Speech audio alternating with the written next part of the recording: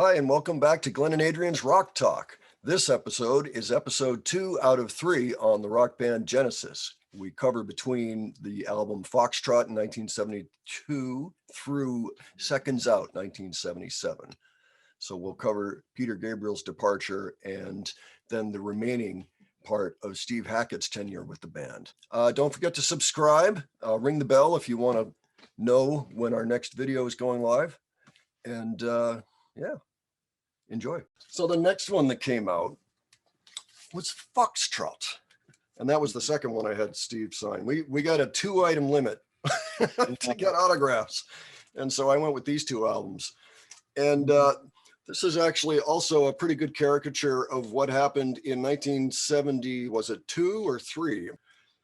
Peter Gabriel decided on his own, well, he didn't tell anybody. He just came out and had on a woman's red dress and a fox head. And this got them so much press that all of a sudden they were making double the money for every gig. So it was a great move, as it turns out. So this also a gatefold, and I was lucky enough to actually get the gatefold. Oh, yeah. You know, this is the same record I think that we had back then, so you're probably pretty familiar with it. Oh, yeah. I remember all the pictures. I remember Peter looks downright sinister in this album. Yeah, with the reverse mohawk going on. Reverse mohawk, and he's got the eyeliner around the eyes and looks all. Well, you know, this was right about when glam rock was kind of having its day. So When I think of glam rock, I don't really think of Genesis. I think more like Kiss, the New York Dolls. Well, put it this way, I think he looks right at home. He'd look right at home next to David Bowie from 1972. You know, that's the Ziggy Stardust year.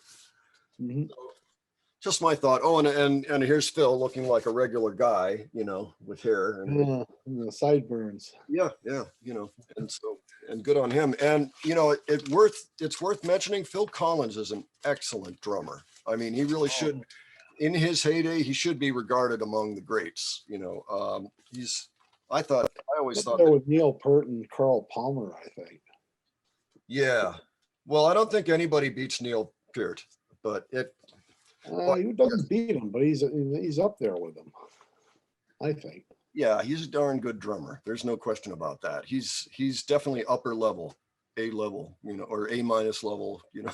I can think of some drummers that are better than him, but boy, you kind of got to think, because he's really inventive and he plays great. We'll get more into what happens with later albums.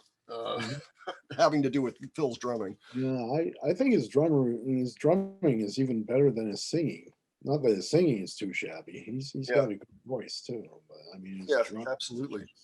Yeah, he's got one of those universal voices that people like to hear. You know, but you're right. His drumming is top notch. You know, right there, should be regarded the same. So this isn't necessarily a studio album, but this is what came after Foxtrot. And it was originally supposed to be a 2-record set, but the record company said, you know, you guys are deep in debt with us right now. It turns out right about this time, in today's dollars, they owed nearly $2 million to the record company. Oh, wow. At this point in their career. That's actually probably why a live album came out at all right now.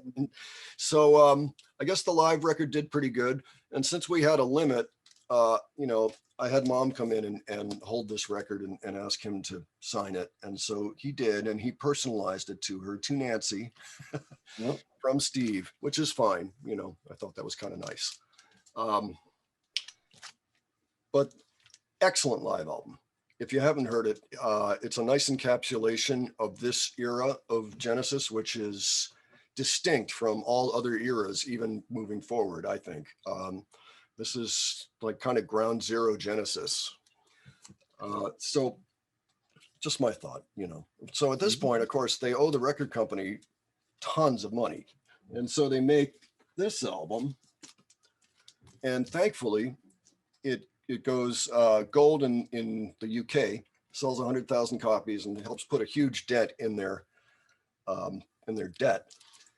And this album, Selling England by the Pound, from 73, was also, I think it was the second CD I ever purchased in my life. It was a priority for me to get this album, first on CD. I think the very first one, just for, was Pink Floyd's Saucer Full of Secrets, but this was number 2. So I love this album. There's just one thing about it. I think Battle of Epping Forest, if it were up to me, no, you go ahead. What you say? I like that song. That's probably my favorite song on the album. Oh, really? Yeah. Okay. No, I mean, you're absolutely entitled to your opinion, but that's one that I've never quite gotten a handle on. I mean, there's a lot in there. I mean, it's got all the trademarks of Genesis. It's long. It's got the several pieces. It tells a very specific story, kind of fairy tale induced story again. This is kind of their fairy tale era. Actually, it's a song, Battle of Epping Forest. I think it's about a couple of street gangs and really, yeah. Oh, okay. Well, it goes to show what I know. I was gonna say, some of us know some stuff, and some of us know others. Yeah. For some reason, that one just never grabbed me. I would have taken that one off the record. I mean, it could have gone on something else, perhaps, but it just, to me, it kind of interrupted the flow. I was never terribly into More Fool Me, the short track with Phil. I always skip that one. Yeah, it's kind of a skipper. There's no drums, there's not, it's just a little thing, a little ditty. But I would have moved I Know What I Like. I Know What I Like in Your Wardrobe. I would have made that the first song on side 2, got rid of Epping Forest, and then had that be the album. So it would have gone Dancing with the Moonlit Night, Firth of Fifth, and More Fool Me for a pretty solid, interesting 20 minutes. And then it would have been I Know What I Like, After the Ordeal, and Cinema Show. So not bad. Sounds like it would work. I mean, the album is over 50 minutes long, so you're cutting only 10 minutes off of it anyway. Yeah, it still comes in over 40 minutes. I timed it. I don't know why I like that song so much, but I just do. I think it's not kind of a funny story, It's like in the middle, Louise, it's the Reverend hard to please. Oh, telling me. I'll have to check it again. I actually did listen. Hearing stuff like that, I mean, that adds some humor to it. That's cool. Well, I'll give it another shot. It just for some reason that one took the longest for me to come around to. So they're moving right along. That album's done well, and they're making money again. And then this comes out. Lamb Lies Down on Broadway, 1974, a double album. It's theoretically it's a concept album, but honestly, I don't know that it hangs together that well as a concept album, but it's still a pretty cool record, and there are a lot of neat little stories in it. I mean, there's clearly something's afoot, but it just doesn't seem to, like, the dots don't seem to connect for me. You know what I mean? Yeah, I've heard a lot of theories about it. I've heard somebody say it was supposed to be about an acid trip or something like that. I'm not quite sure. I mean, it sounds like it's got elements maybe of one, but possibly. But it doesn't seem to hang true for me somehow. It just doesn't. Yeah. What was your general take on the album? I mean, in terms of being a concept album. Oh, that's a good question. I mean, I first listened to it as a bunch of good songs, and then I realized there was a story going through the whole album. And I read that. In the gatefold. It explains everything. Keep your fingers out of my eye, and then it goes into the whole thing. Yeah, it's in small type. It's in small type, which we love. Because how can you read that? No, but get the magnifying glass out. Even back then, I'm like, whoa, wait. But I'm not sure what it's supposed to be. Whether it's supposed to be some existential journey. I don't know. Do the pictures tell us anything? We got this not a lot. There's a general story about what happens with Rail, like throughout the album. It's basically what happens to him. Yeah, well, the whole thing with the serpent women coming out of the lake and swallowing him, things like that. There are a lot of things that. Oh yeah, the Lamia. Yeah, the Lamia, which is a great song. Yeah, it was. it was kind of that was kind of weird. That was kind of like free Yeah, free steak or something like that, and they start, I don't know, eating him or drinking his blood or something like that. And he turns into a slipper man afterwards, and the only oh yeah. way he can stop being a slipper man is to, I won't ruin the surprise for anyone. Well, you uncovered more than I did, really, you know. But yeah, things were happening, that's for sure. Maybe it was an acid trip. But there's a lot of great things on this. Lamplight is Down on Broadway is a really nice track. Oh yeah, that's a great beginning track. Yep. And I always like Fly on the Windshield and the Broadway Melody. In the Cage, Yeah.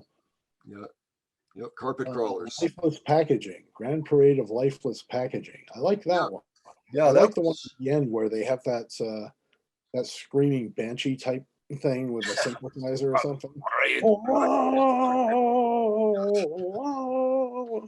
Yeah, that's a pretty wild track, I must admit. There's some Yeah. interesting experiments in that track. Grand Parade of Yeah. Lifeless I, mean, Pack. I love that. I love that harmony. Definitely It's took that. probably some of the best chords I ever heard.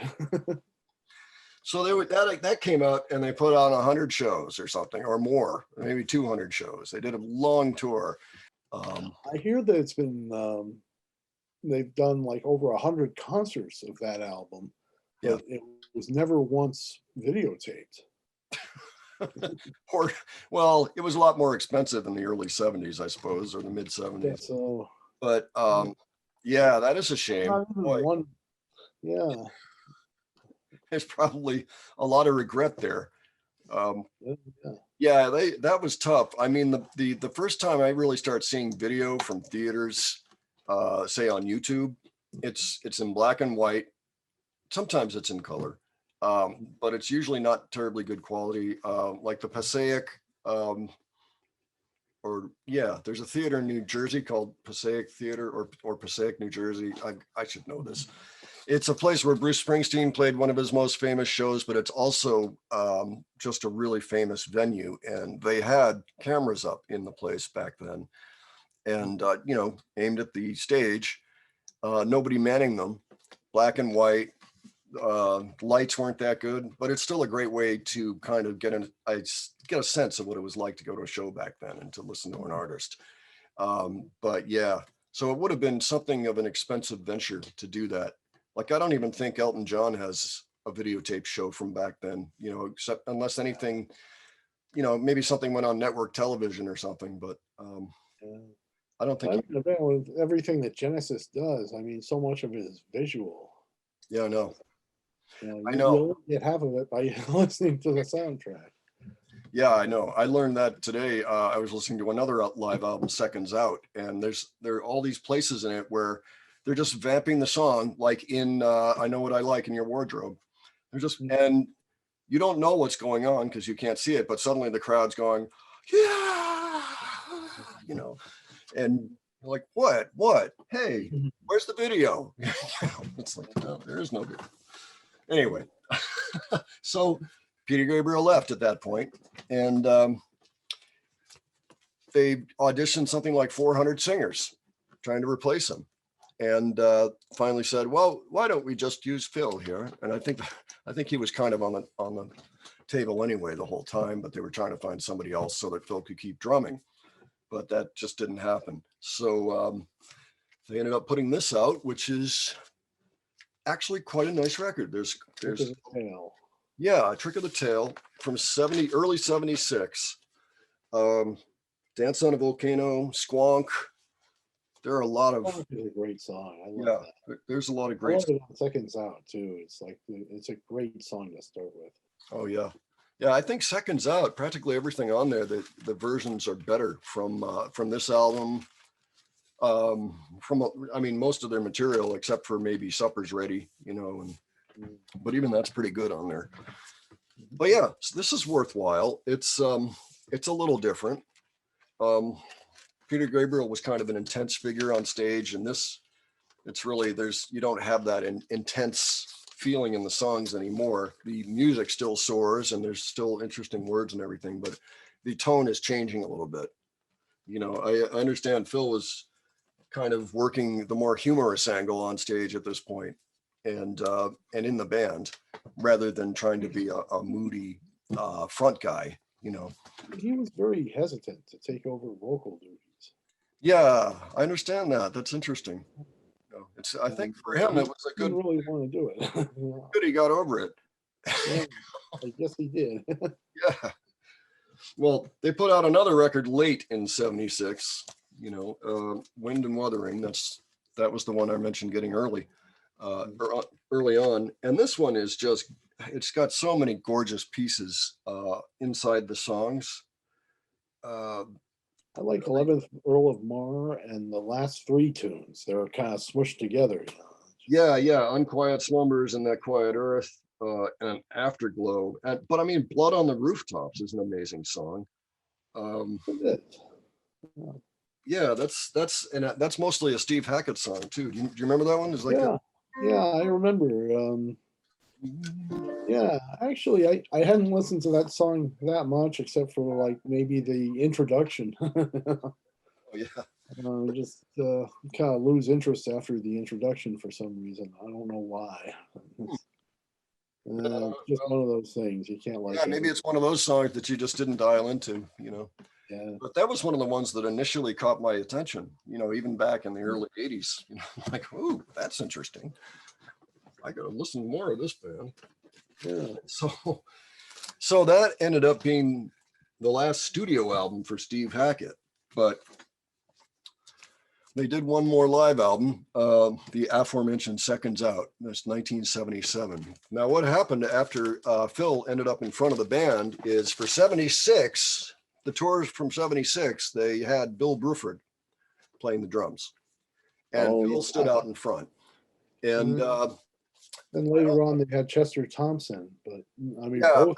he wanted. Both Phil was hoping to get Bill again, but he wasn't available in '77. So yeah, that's when Chester Thompson came on board. And I think the vast majority of this record is with Chester Thompson, but there is a picture of Bill Bruford in there. See right Yeah. there in the corner. I think I've seen it before. It's kind of hard to see over the computer and everything, but I think I see it. Yeah, it's down at the bottom left. That's right. That's right. Yeah. So I mean, he must be on here somewhere. I think he's on a couple, maybe four of them or something like that. Well, anybody that's interested in this phase of Genesis, which is mostly, you know, Peter's gone and it's the four guys now. This is a really nice summation. If you're just looking for one album to encapsulate that era, this is the one. The studio albums are great, but I think this is just a better, you know, it's nice. It's live. They're a great live band. And all those tracks sound great. And they do a pretty nice Supper's Ready on here too. So, which was the Foxtrot track. Yeah. Chester Thompson, he's worked for Frank Zappa in the past.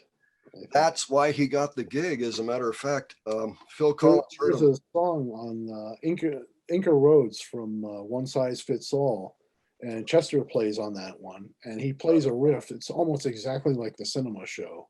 That's how he got the gig. Is Phil Collins heard Roxy and Elsewhere and said, "Holy cow!"